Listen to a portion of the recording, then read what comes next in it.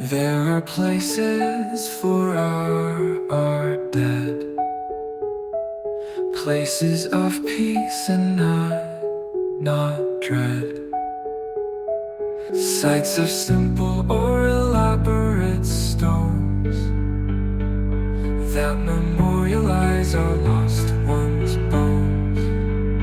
Welcome to Stones and Bones.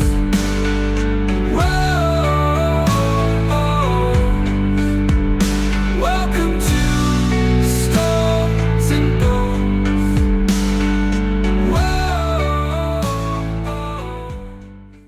Hello, you spooktacular people. Welcome to Stones and Bones 3. I am your host, Diane. And this is Kelly. Kelly, on this third episode, we're going to be featuring Mount Auburn Cemetery. Looking forward to it. Mount Auburn Cemetery was the first step in the rural cemetery movement. This Massachusetts cemetery is nearly 200 years old and has seen a lot of American history, which means there are many notable burials here. The idea behind creating garden-like rural cemeteries was to give the public a beautiful and peaceful place to find inspiration, to visit their dead, and to enjoy a park setting with the family. Come with us as we explore this cemetery movement and the extraordinary cemetery that started it all. The burial reform movement had come to an end in early America. Having cemeteries within the town limits was no longer thought to be healthy, and more than likely, the drive for commerce and housing made the thought of dedicating wide tracts of land in downtown areas undesirable. Burial ground planners set their sights on rural areas. New Haven's burying ground inspired a few with this new model of cemetery, but a national movement wasn't launched. The North American Review lamented in their October 1831 edition, "The burying place continues to be the most neglected spot in all the region, distinguished from other fields only by its leaning stones and the meanness of its enclosure, without a tree or shrub to take from it the air of utter desolation. We cannot but hope that the cemetery about to be established will put our cities and villages to shame and spread a better taste and feeling in this respect throughout the whole country." The cemetery the article was referencing was Mount Auburn. The founding of Mount Auburn in Massachusetts would provide the needed launch of a national movement that was known as the Rural Cemetery Movement. The 1830s would witness the establishment of several cemeteries following the Mount Auburn plan. The Rural Cemetery Movement was appealing to those living in urban industrial areas because it gave them a place to escape to nature, while also allowing them to grieve their loss with respect. Joseph Story was the first president of the Mount Auburn Association, and he said of the rural cemeteries, "A rural cemetery seems to combine in itself all the advantages which can be proposed to gratify human feelings or tranquilize human fears, to secure the best religious influences, and to cherish all those associations which cast a cheerful light over the darkness of the grave." National newspapers would write glowingly about Mount Auburn, which helped spur on the movement. And Story's address that he gave at the founding of the cemetery proved to be even more inspiring. This was a long address, and we encourage you to find it online through the Harvard Square Library. We want to share a short excerpt from the beginning of it. "We are met to consecrate these grounds exclusively to the service and repose of the dead. The duty is not new, for it has been performed for countless millions. The scenery is not new, for the hill and the valley, the still, silent dell, and the deep forest have often been devoted to the same pious purpose. But that which must always give it a peculiar interest is that it can rarely occur except at distant intervals, and whenever it does, it must address itself to the feelings intelligible to all nations and common to all hearts. The patriarchal language of 4,000 years ago is precisely that, to which we would now give utterance. We are strangers and sojourners here. We have need of a possession of a burying place, that we may bury our dead out of our sight. Let us have the field and the cave which is therein, and all the trees that are in the field, and that are in the borders round about, and let them be made sure for possession of a burying place. It is the duty of the living thus to provide for the dead.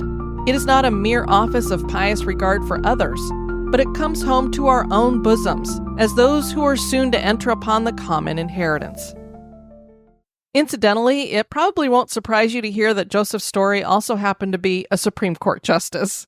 Oh, Can you imagine writing such a wonderful thing about opening a cemetery? And a lot of people have likened it to the Gettysburg Address. yeah, I love that. Stone's farm sat on the land that would eventually become Mount Auburn. This was a forested area between Cambridge and Watertown in Massachusetts. Oliver Goldsmith wrote a poem that was very popular during the 18th and 19th centuries named The Deserted Village. The poem was meant to criticize rural depopulation and features a village that has been deserted for many possible reasons. That village was called Auburn. Locals took to calling Stone's farm Sweet Auburn after the poem. A man named Jacob Bigelow was born in 1787 in Sudbury, Massachusetts. He was educated at Harvard College and moved on to medical school at the University of Pennsylvania. He not only earned a degree in medicine, but he studied botany, and this became his true passion. Through his travels to record the botany of New England, he noticed how unhealthy it was to have cemeteries right next to churches. This fostered an idea in his head of having a cemetery away from the town, a place that could be filled with the flowers and trees he so loved. He would be the driving force behind the establishment of Mount Auburn. It would take until 1830 for a site to be acquired to found this new kind of cemetery. This would be 70 acres of Sweet Auburn, and so the new cemetery was named Mount Auburn. It was dedicated in 1831 by the Massachusetts Horticultural Society and Joseph Story on September 24th. The design was inspired by Père Lachaise Cemetery in Paris. Jacob Bigelow was joined by Henry A.S. Dearborn, Alexander Wadsworth, and George Brimmer in designing the cemetery. The main gate featured Egyptian revival styling and cost $10,000 at the time to fashion. Wow. And at that time, Egyptian stuff was very popular, so. But the interesting thing, Kelly, is that it was built from wood and painted to look like granite. Huh, interesting. Generations of gardeners and horticulturists, along with landscape architects, would bring their talents to Mount Auburn and contribute to its evolution. There would be hills and ponds, wetlands, valleys, and a variety of trees from walnut to willow to cedar to oak to beech to pine. Ornamental fixtures would be added in the form of fountains, sculptures, and chapels. Henry Dearborn said of the results, "At Mount Auburn, horticulture established her temple.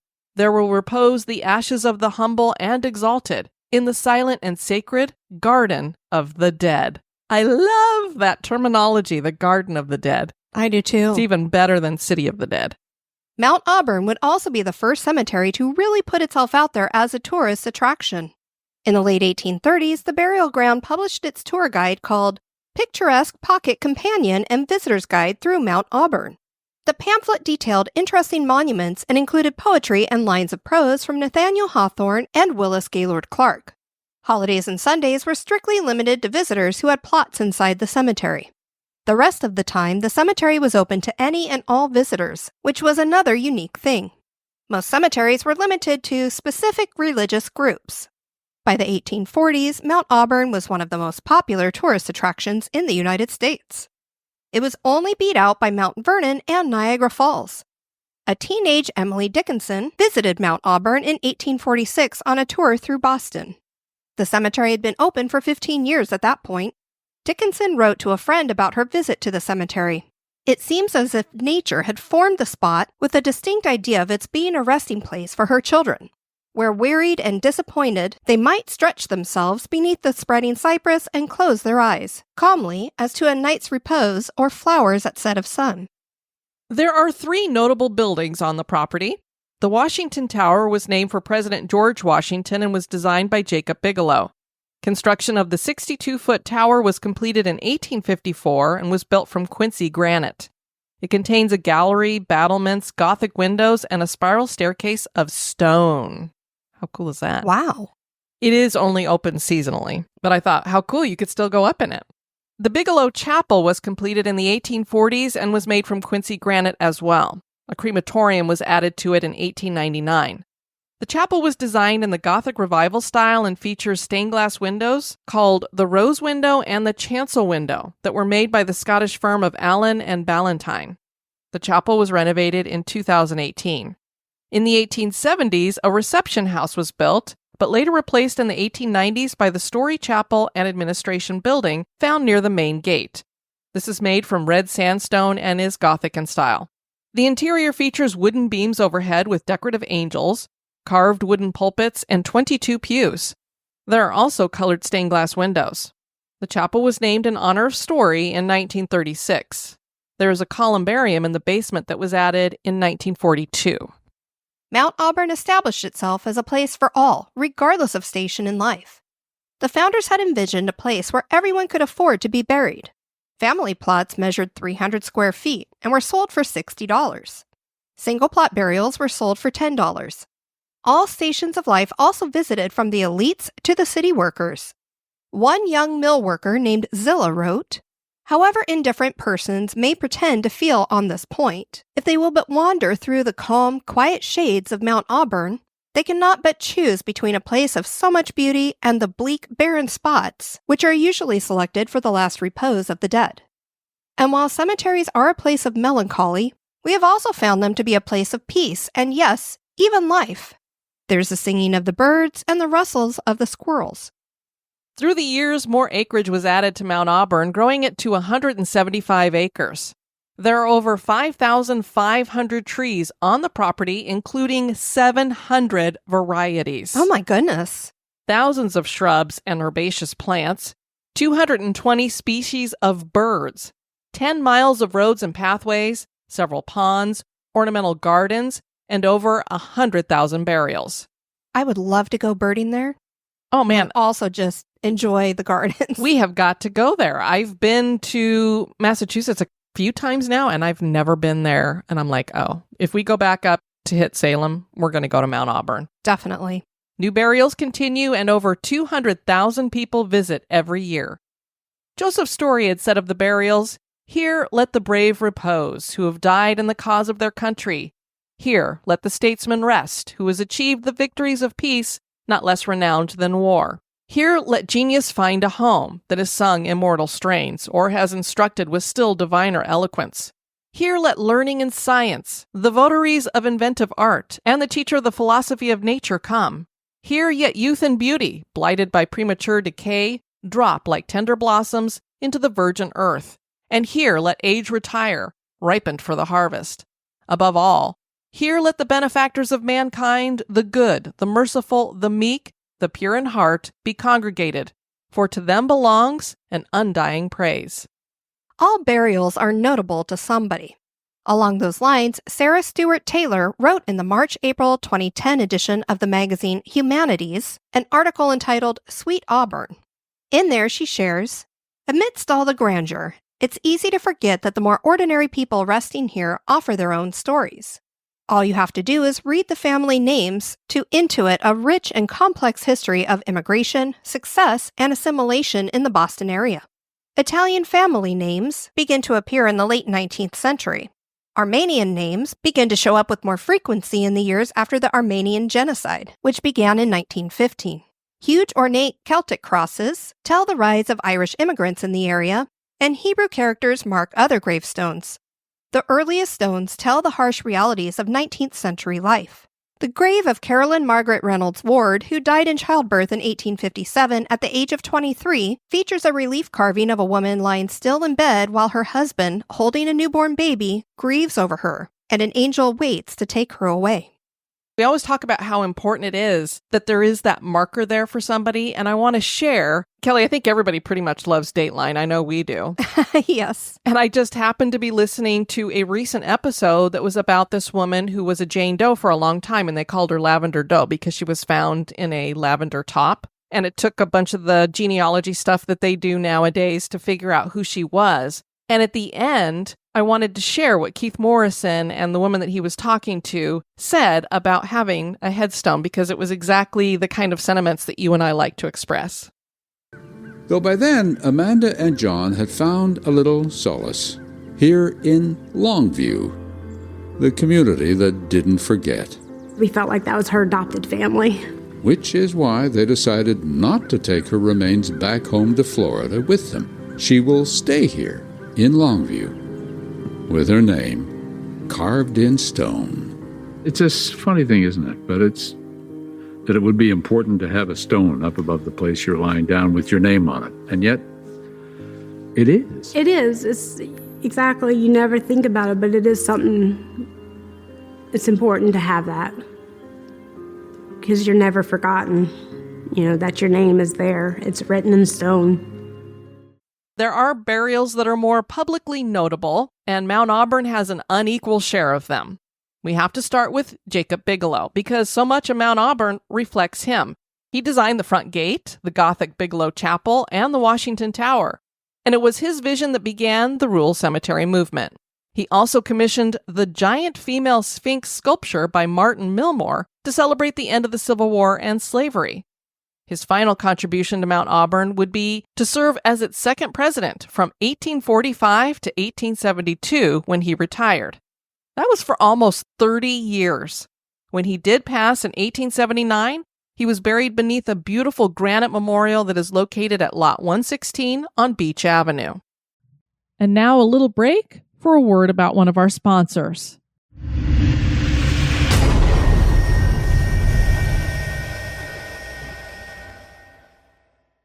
Horace Gray was an iron manufacturer, horticulturist, and philanthropist, credited with being the father of the Boston Public Gardens. He raised prized grapes and flowers in his private greenhouses and began to use his fortune to finance a giant conservatory in what would become the public garden. Unfortunately, Gray lost his fortune near the beginning of the project, and the conservatory that he had built burned to the ground. A group of Bostonians took up the cause, and the public garden came to fruition. Gray can be found in Lot 171 on Lily Path. Rose Standish Nichols was born in 1872 and lived most of her life in Boston's Beacon Hill neighborhood.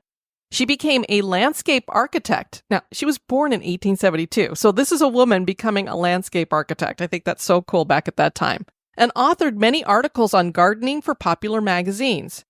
She added to her knowledge of horticulture by traveling extensively throughout Europe and visited the gardens of places like Hampton Court Palace. The Beaux Arts style was her favorite. Rose was also a women's suffragist and peace activist who founded the League of Small Nations. She's buried in Lot 4561 on Clithera Path. William Ellery Channing was a Boston theologian who led the American liberal theology movement in the early 1800s and is sometimes referred to as the father of American Unitarianism. This theology taught that people could have a more personal relationship with God, and Channing championed the idea of worship outside of a church setting, encouraging people to find reflection everywhere. His writings greatly influenced America on the topics of slavery, war, and poverty.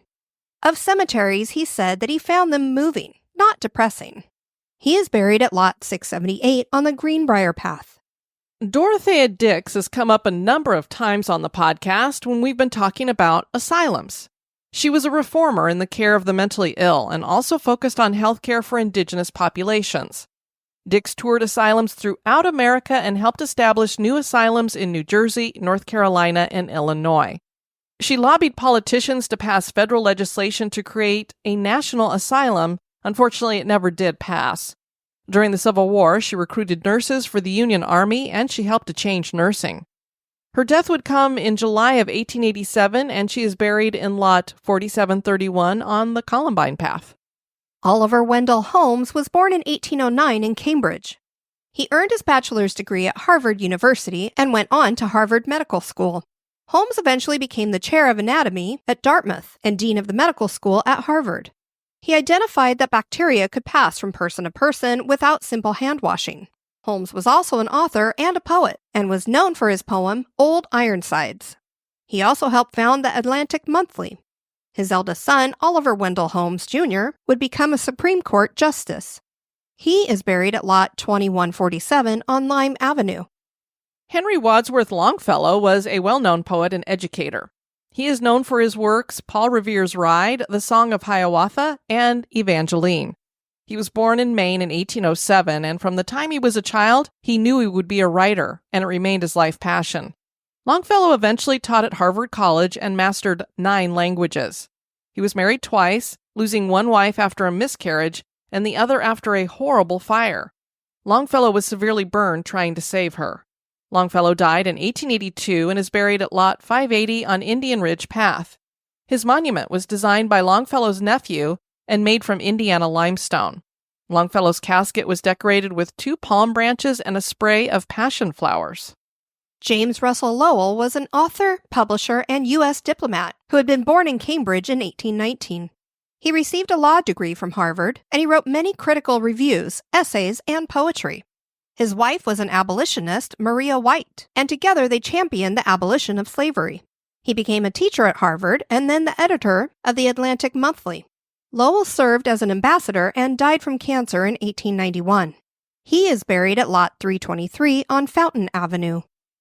Julia Ward Howe was born in 1819 and was an author, poet, and social activist. She visited the Union troops near Washington, D.C., and was so inspired by that trip that she wrote the poem The Battle Hymn of the Republic in 1862. He hath loosed the fateful lightning of his terrible swift sword. His truth is marching on. She was dedicated her entire life to the women's suffrage movement. In 1908, she became the first woman elected to the American Academy of Arts and Letters.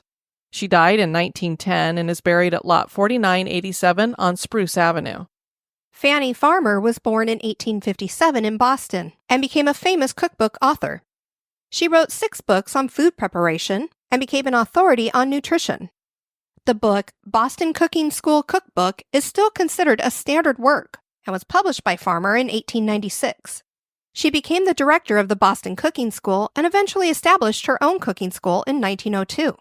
She died in 1915 and is buried at Lot 206 on Central Avenue. Buckminster Fuller was born in Milton, Massachusetts in 1895. His life of invention started when he was a child. He earned a machinist certification and then attended Harvard College, from which he was expelled twice. Oh my. The first time because he spent all his money partying with a vaudeville troupe. Who wouldn't? That sounds like fun to me. He later had what he called the Lake Michigan experience. Fuller had become very depressed, and he contemplated drowning himself in Lake Michigan. He claimed that all of a sudden he was suspended a few feet above the ground, and a white sphere of light surrounded him. He heard a voice say, "From now on, you need never await temporal attestation to your thought. You think the truth. You do not have the right to eliminate yourself. You do not belong to you. You belong to the universe. Your significance will remain forever obscure to you, but you may assume that you are fulfilling your role if you apply yourself to converting your experiences to the highest advantage of others." I don't know where that came from. I don't know if that was some aliens and he had some anal probing afterward. Damn. But it kept him from throwing himself into Lake Michigan. So good on you, whoever the white sphere of light happened to be. Perhaps God. Maybe. Anal probing. Good Well, grief. it just seems like a really weird way for God to say Okay. something to somebody, but maybe. You never know. Before long, Fuller was designing and inventing, with his greatest creation being the geodesic dome. He also coined the term Spaceship Earth. So Epcot stole that from Buckminster Fuller, Spaceship Earth. Fuller died in 1983 and was buried at Lot 2669 on Bellwort Path. Nathaniel Bowditch was considered the founder of modern maritime navigation. His book, The New American Practical Navigator, is still carried on every United States naval ship. He was born in Salem in 1773 and earned an honorary degree from Harvard University. He is buried at Lot 1207 on the Tulip Path. A memorial statue of him in the cemetery features him seated and holding a book with a globe, compass, and quadrant at his feet. B.F. Skinner was a behavioral psychologist who went to school to study English and writing, but came to realize that he would rather study human behavior. He earned a master's and Ph.D. at Harvard. There's a lot of Harvard people in this cemetery. No kidding. He created the Skinner box in 1937, which was a closed environment to teach conditioning. The experiment trained a rat to push on a pedal to receive a pellet treat. He thought humans could be conditioned the same way, not taking into account, things like emotions, the mind, the soul, and the unconscious. So he was a very controversial figure for that reason. But I happen to be one of those people that believes that we cannot be so easily conditioned. At least I hope we cannot be so easily conditioned. He earned many awards during his life, which ended in 1990. He was buried in Lot 8495 on Azalea Path. Mary Baker Eddy founded the Christian Science Church. Some thought she was charming, while others thought she was a huckster. She was born in 1821 in New Hampshire and found a mentor in a man named Phineas Quimby, who taught her that medicine and doctors were no better for treating illness than faith was. This teaching became the foundation for her church, a church that has grown to 1,700 churches worldwide. Her large neoclassical monument is an open-air mausoleum that overlooks Halcyon Lake and was commissioned by the Christian Science Church to honor their founder. It was designed by the renowned New York City-based architect Egerton Swarthout and made from Bethel, Vermont white granite. The mausoleum features a carved morning glory and a wild rose. The wild rose was Mary Baker Eddy's favorite flower.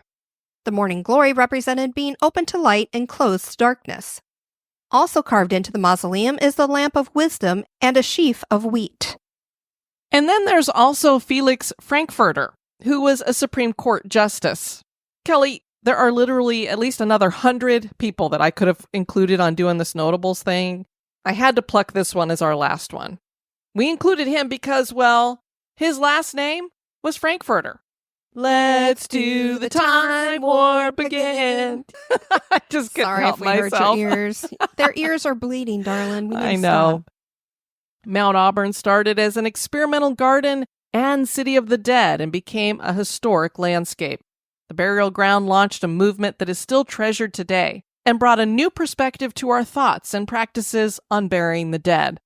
Mount Auburn is a fine example of what a cemetery should be. And this has just been a little bit about the stones and bones found there. I want to thank you for joining us on this episode of Stones and Bones. I've been your host, Diane. And this has been Kelly. You take care now. Bye-bye. Bye-bye. Stones and